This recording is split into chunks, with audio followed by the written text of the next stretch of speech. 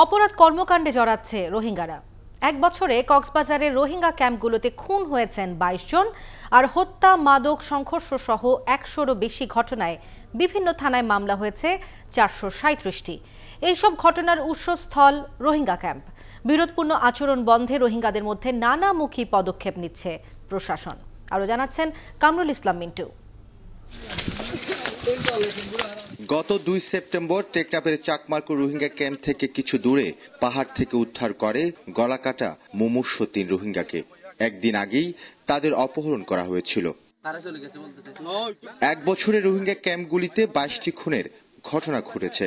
খুন, মাদক, সংঘর্ষ সহ ১০০রও বেশি ঘটনায় বিভিন্ন থানায় মামলা হয়েছে ৪৩৭টি। আর সব ঘটনার উৎসস্থল রোহিঙ্গা ক্যাম্প।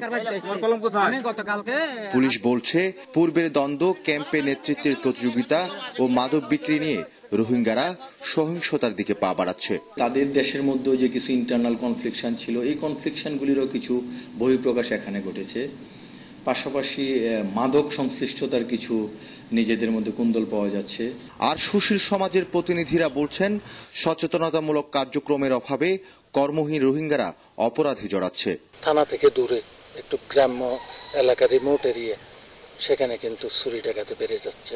এদেরকে পেট্রোল গ্রুপ ডেভেলপ করতে হবে। এখানে হোস্ট কমিউনিটি যারা আছে তাদেরকে সাথে নিয়ে কিভাবে প্রটেক্ট করা যায় আনটিল রিপাট্রিয়েশন, এই ধরনের উদ্যোগ গ্রহণ করতে হবে। রোহিঙ্গাদের মধ্যে বিরোধপূর্ণ আচরণ বন্ধে নানামুখী পদক্ষেপ নিচ্ছে প্রশাসন। ক্যাম্পের অভ্যন্তরে যে সকল মসজিদ রয়েছে, মসজিদে যে সকল ইমাম সাহেবরা রয়েছে, প্রয়োজনে আমাদের স্থানীয় ইমাম সাহেবদেরকেও যদি আমরা অন্তর্ভুক্ত করতে পারি, অন্তর্ভুক্ত করে তাদের মাধ্যমে কিন্তু তাদেরকে আমরা সামাজিকভাবে সচেতন করার জন্য কিন্তু আমরা কার্যক্রম গ্রহণ করেছি।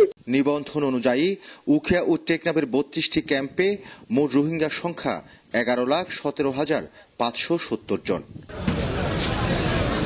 কামরুল ইসলাম মিন্টু, ৭১, কক্সবাজার।